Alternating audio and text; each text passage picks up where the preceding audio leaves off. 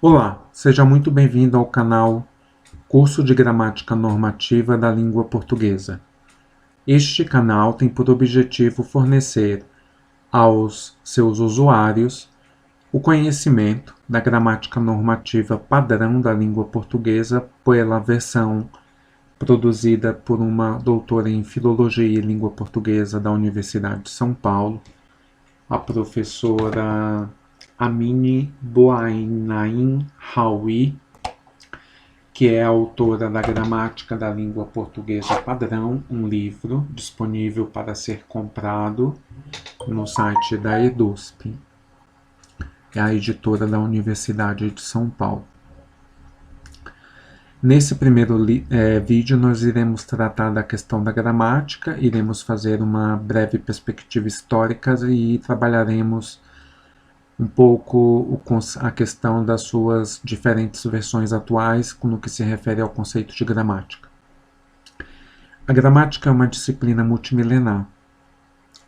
Inicialmente, ela surgiu junto com a necessidade de se documentar e registrar o conhecimento que se tinha adquirido por meio da relação do homem com a natureza, com o próprio pensamento, com a reflexão filosófica e por aí vai. Muito do que se faz em filosofia é por escrito e em ciência é por escrito até hoje. A escrita é um instrumento de poder, né? Mas a escrita ela é uma tecnologia da informação que quando surgiu revolucionou, e a internet, o computador quando surgiu revolucionou, e a internet quando surgiu revolucionou, e a inteligência artificial está agora revolucionando, né? São tecnologias da informação. A linguística, que é a ciência da linguagem, não entende a escrita como a língua, né? Então, a formação em língua portuguesa, em linguagem, mesmo que seja uma licenciatura, não necessariamente um bacharelado, vai te trazer reflexões sobre o sistema linguístico, a língua, o uso, a variação, e deixa de lado questões como a ortografia, a ortoépia, a prosódia, a transitividade, a morfologia e outras questões normativas que precisam ser conhecidas, né? Vejamos o motivo disso. O parâmetro curricular nacional brasileiro, ele, devido a questões políticas, ele incorporou sob o mesmo escopo, que é o escopo das linguagens, as seguintes disciplinas: língua portuguesa, língua estrangeira moderna, educação física, arte e computação. Isso tem bons motivos para ser assim. Existe uma teoria linguística que fundamenta a computação atual e que fundamenta uma teoria gramatical muito poderosa, chamada gramática universal. Existe uma teoria do discurso que é importante na arte e na educação física por conta da relação entre corpo e pensamento. E existe a teoria da aquisição da linguagem, da função da linguagem, da reflexão sobre a cultura, os modelos culturais, o uso de uma língua estrangeira, variação, questões de variação transcultural, etc., e reflexão sobre a questão da realidade, construção cultural, esse tipo de coisa, que é necessário para a aquisição da língua moderna, né? Então eles pegaram tudo isso e a partir da ideia de que a linguística tem bons argumentos em relação ao que se refere à aquisição da linguagem, eles colocaram dentro desse mesmo escopo essas disciplinas e a partir disso os princípios que regem o ensino dessas disciplinas são os mesmos. Entretanto, na prática, não há uma sinergia, tá? Apesar da gente trabalhar na escola, ter convivência com os professores, não existe uma sinergia, tá? Os alunos não têm interesse, eles não conseguem ver sentido, eles não conseguem ver relação, é bem complicado. Por mais que a gente se esforce. Então, É um trabalho muito complicado trabalhar essa questão. E outra coisa, os materiais da escola pública, eles são muito ideologicamente enviesados. Quando eles trabalham conceitos gramaticais, eles trabalham de uma maneira muito superficial. E apesar do fato de que realmente a gente tem que trabalhar as categorias gramaticais no nível do texto, na instância do texto, né? Os textos que a gente trabalha na escola pública geralmente são textos que têm um viés ideológico muito repetitivo, tá?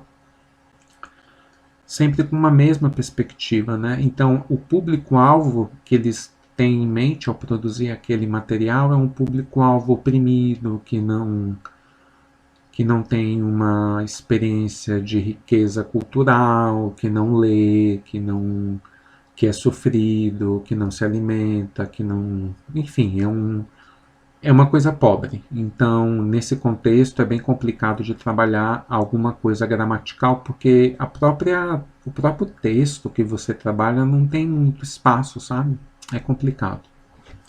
Vejamos a consequência disso. Então, segundo a Amini, eu não sei pronunciar o nome dessa senhora, a gramática tem sua origem etimológica. Etimologia é o estudo da raiz e do sentido das palavras no tempo. Na palavra grega grammatike, que significava a arte de escrever ou ler, né? Então, a gramática grega, que é a origem da nossa origem gramatical até a emergência da linguística, embora antes da linguística dissocie e tal, existia sim uma elite intelectual já há muito tempo que sabia fonologia, fonética, etc. Só que isso não era ensinado, tá? Não se ensinava. Atualmente, ela diz que essa disciplina tem por definição a sistematização dos fatos da língua, né? Então mudou-se o foco, não é mais a escrita nem a leitura. O que podemos perceber na diferença entre essas duas definições é o foco da primeira em algo que não é o que se entende atualmente como sendo a língua, isto é, a escrita e a leitura. Logo, os gramáticos normativos, que são os gramáticos que escrevem gramáticas normativas, né, pedagógicas, têm por objetivo um escopo de fenômenos que são atualmente linguísticos e não linguísticos. Esse conjunto de universais linguísticos eu retirei de um canal que está na referência bibliográfica, bem detalhado e explicado. Quem tiver interesse pode ir lá e verificar. E é bem interessante, eu vou citar. Quais são os fatos que baseiam a política linguística atual do governo? É o seguinte, ó. Todas as sociedades humanas usam a linguagem verbal. Isso é um fato. Todas as línguas são sistemas de signos que se relacionam por relações de coordenação e subordinação por meio de regras combinatórias. Isso também é um fato. Todo signo é constituído de um significante e um significado. Isso é um fato. O significante é constituído de sons vocais, não quer dizer vogais, sons que saem da boca, pertencentes a um inventário relativamente pequeno, tá? Que constitui um sistema fonológico de uma determinada língua. Poderia ter colocado isso. Os significados consistem em conceitos, isto é, em dados da realidade ou da imaginação que podem ser concretos ou abstratos. Como é que é um conceito concreto? Como é que é um conceito abstrato? Isso é bem confuso de se entender. Não é uma questão simples, tá? É uma questão muito difícil de ser explicada. Eu vou fazer um vídeo abordando esse assunto posteriormente, apresentando as várias perspectivas que se tem sobre essa questão. O que se pode ser dito atualmente é o seguinte: na modalidade escrita da linguagem, você trabalha com conceitos em ausência de contexto. Então, você trabalha com conceitos. Já quando você está presente no contexto e na situação de comunicação, e as pessoas que estão se comunicando estão presentes na situação, você trabalha então com conceitos tanto concretos como abstratos, tá bom? Todos os conceitos se distribuem em 3 categorias. Eles são entes, quando são estáticos, né, substantivos, embora hajam substantivos que tenham morfologicamente traços de processo. Eles são processos, embora existam verbos que tenham traços morfológicos e semânticos de estado. E eles são atributos, ou seja, adjetivos que dão características para o substantivo e advérbios que dão qualidades características para o verbo. Né, para o verbo. Adjetivo, sentido para o substantivo. Advérbio, sentido, característica para o verbo. Toda língua tem entonação, né? Eu estou tendo entonação agora. E distingue-a em 3 tipos básicos, né? É a declaração, olá, eu me chamo Breno. Interrogação, olá, tudo bem? E exclamação, estou com fome. Toda criança aprende a falar naturalmente. No mesmo período, nas crianças que não têm nenhum problema, né? No caso, não tem nenhuma dificuldade. Isso é por volta de 1 ano e meio, e isso é um instinto biológico, de fato. Todo ato de fala, todo enunciado é acompanhado de expressões faciais e gestos, isso quando se trata da comunicação pela modalidade oral, né? Em presença de contexto e situação. A modalidade escrita tem contexto, mas a modalidade oral tem contexto e situação.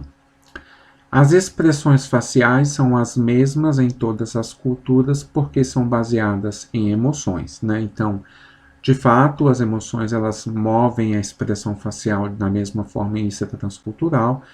Já os gestos têm o seu sentido variável de acordo com a cultura. Eles são realmente símbolos, né? Eles têm uma natureza convencional que é social. Esses são os nossos famosos universais linguísticos. Diante desse contexto aí, desse conjunto de fatos, o que o Parâmetro Curricular Nacional entende? Ele entende assim, ó. Quando a criança chega na escola, ela já sabe a língua, ela não precisa aprender a língua.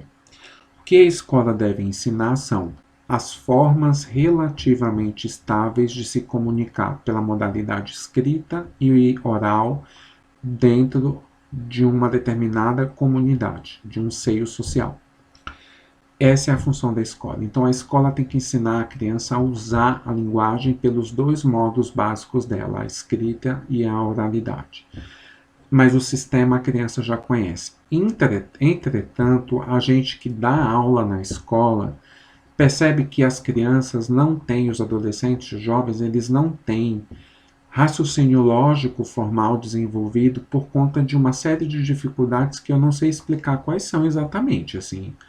Se é alimentação, se é porque o professor de matemática, física e química não sabe explicar direito, não sei. Alguma coisa acontece, as crianças não têm raciocínio lógico formal, e aí quando você vai trabalhar alguns conceitos mais complexos da gramática, isso falha. Então, este canal tem por objetivo, então, fornecer para quem quer passar num concurso público, para quem quer melhorar a nota e tal, aprender gramática e por aí vai. Esse conjunto de método, de procedimentos mentais que embasam o raciocínio gramatical, né? Então, quais são os tipos de gramática que existem? Então, a gramática descritiva é a gramática que os linguistas fazem, tá? A gramática histórica é a gramática que os filólogos fazem. Eles descrevem um determinado estado de língua no passado, por meio da linguística descritiva também, é o mesmo método. Mas aí eles vão fazendo tipo como se fossem fotos, né? Assim, frames, fala-se em inglês, né? Frames de estados da língua e vão percebendo fenômenos de alteração no tempo. E esses fenômenos, às vezes, não são motivados por questões linguísticas, sabe? As alterações do sistema têm muito a ver com história social, questões econômicas, questões culturais e por aí vai. A gramática comparativa é um conjunto de gramáticas que pegam línguas que pertencem ao mesmo tronco, espanhol, francês, português, italiano, e fazem comparações e produzem em livros cuja reflexão é perceber padrões, processos que são comuns a essas mesmas línguas, né? Pode ser histórico ou descritivo, pode ser no tempo, por aí vai. A gramática normativa é a gramática pedagógica, ou seja, uma gramática que faz uma abstração de alguns fenômenos linguísticos e tenta de alguma forma prescrever usos mais adequados. Como eu disse, eu não entendo as gramáticas de todos os gramáticos. A única gramática que eu entendi foi a dessa professora, tá? Porque ela é da USP, eu também. Então eu entendo os conceitos que ela utiliza, então por isso eu escolhi o livro dela. E existem também as gramáticas textuais, que são as seguintes, ó, as gramáticas descritiva, histórica, comparativa e normativa vão até a sentença. As gramáticas textuais, elas surgiram na década de 60, 70, e elas trabalham com um objeto da gramática que é o texto, e não a sentença. Então, para essas gramáticas, a competência sociocomunicativa das pessoas não é a sentença, a instância máxima, mas o texto. Tá? O texto é que é o objeto de estudo da gramática. Mas isso é um outro assunto que nós iremos abordar posteriormente. Por qual motivo eu não entendo a gramática do Bechada, do Lindley Sintra e por aí vai? Por quê? Porque o problema da nomenclatura gramatical brasileira e as variações terminológicas entre os gramáticos, tá bom? Então já existiram diversas tentativas de estabilizar os conceitos, as formas de fazer descrição metocientífica dos fenômenos e por aí vai, metagramatical, metacientífica, metalinguística, como você achar melhor. E aí cada gramático meio que usa uma determinada teoria linguística de base, e aí essas teorias linguísticas são uma é funcional, outra é gerativa, outra é descritiva, e aí eles usam um conceito de um jeito, um conceito de outro, então não entendo. A gramática da professora que eu uso é uma gramática que tem uma perspectiva estruturalista francesa, que é o que eu entendo, e tem uma perspectiva também de ordenação de raciocínio quando vai para a sintaxe, que faz distinções de uma natureza que eu consigo compreender bem também, tá bom? Então, o que a gramática normativa padrão trabalha, né? Quais são os níveis que ela trabalha?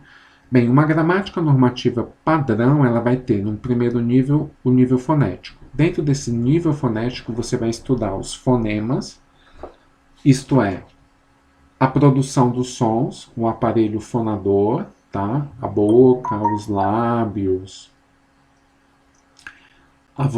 o vozeamento da corda vocal, os tipos de sons que aquela língua faz, aquele sistema linguístico tem, os fones.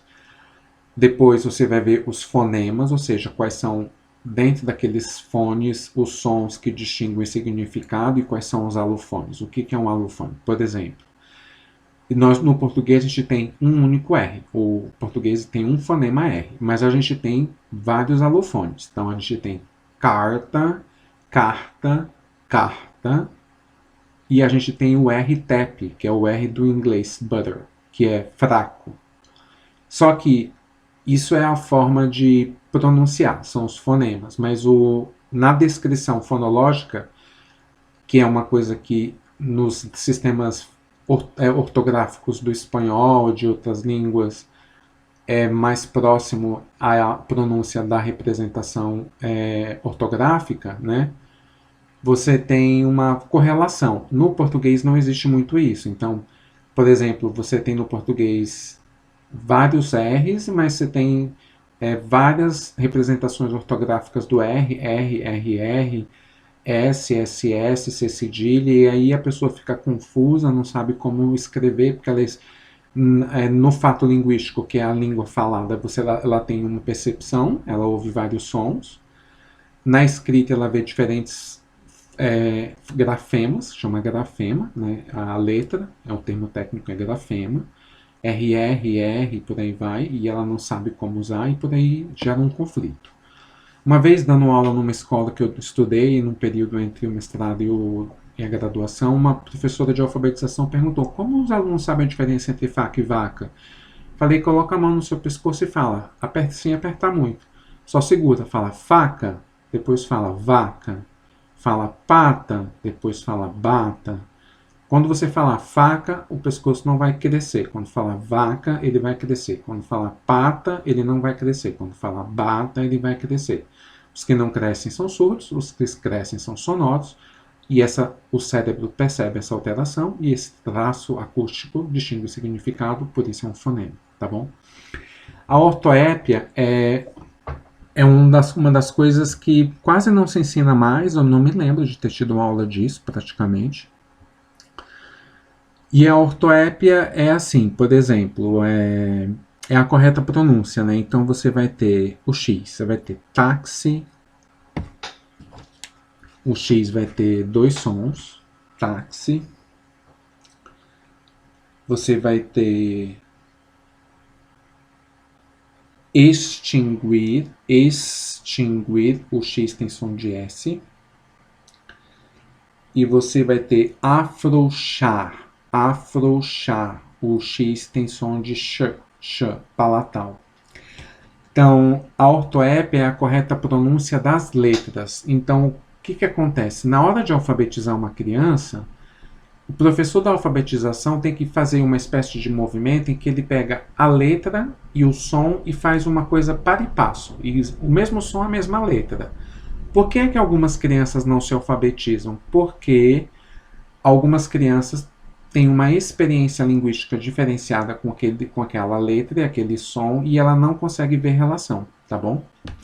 A prosódia é o estudo da acentuação tônica e da entonação, que vai ter várias consequências também na ortografia. Então, uma coisa é dizer parar, que é o estado, para, que é o verbo para, né? Isso é prosódia. E tem a entonação dentro da prosódia. Uma coisa é a entonação de declaração, eu te amo, e a outra é a entonação de pergunta, eu te amo, entendeu? Ainda na questão da fonética, você vai ter a ortografia. A ortografia é ortografo, né? A correta escrita, né? E a ortografia não é uma questão linguística, tá? A ortografia é uma questão política, que tem vários projetos aí desde o século passado, século retrasado, aliás. Vários projetos, e pelo um livro que eu li aqui, o mais próximo que a gente teve de um projeto aí que quase daria certo é o sônico, tá?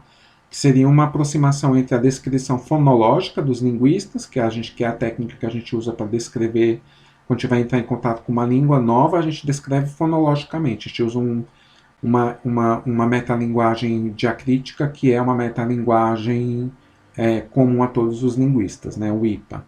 Então a gente usa esses símbolos, mas assim, depois de um tempo, você tem que criar um sistema ortográfico. E aí você tem que resolver vários problemas de variação, uma letra tem mais de um som, dependendo da classe social, da estrutura, da idade, a pessoa fala de um jeito, o local ela fala do outro, então você tem que resolver esses problemas para criar a ortografia. Então, como há muita variação social, espacial, de geração, você tem problemas nesse sentido. No caso da morfologia, você vai ter a estrutura da palavra, prefixo, sufixo e radical, né?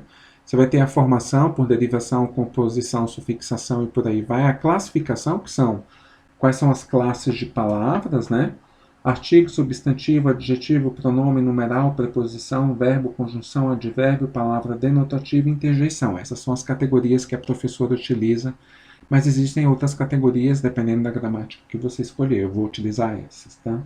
E a flexão, que ela categoriza em gênero, número e grau, tá bom? E a sintaxe, ela vai dizer que é a de regência, né? É regência, concordância, colocação, emprego da classe das palavras e construção do período. Então, esses são os 3 núcleos básicos de qualquer gramática normativa, segundo essa professora, tá bom? Então, a gramática normativa é um instrumento de poder que tem origem antiquíssima em termos históricos, né? O que se entende por gramática normativa no senso comum é algo que ignora o fato de que os atuais gramáticos são linguistas também, e ao produzirem suas obras, eles lidam com questões de ordem política, social, ideológica, linguística, cultural e etc. É fundamental, sim, ter uma compreensão da gramática normativa, apesar da língua ser a fala, pelo simples motivo de que a vida social constantemente demanda esse conhecimento, e ele é, em última instância, um instrumento de poder. Aqui são as referências e fontes até o presente momento. À medida que nós formos avançando na produção dos vídeos, ela será ampliada e mantida, tá bom? Muito obrigado. Por gentileza, quem gostou, faça comentários, peçam vídeos, podem dar feedbacks. Não se esqueçam de se inscrever no canal para receberem avisos de novos vídeos. Nós vamos seguir o índice do livro, tópico por tópico. Obrigado pela sua atenção. Tenham todos um bom estudo, fiquem bem e muito obrigado. Até mais.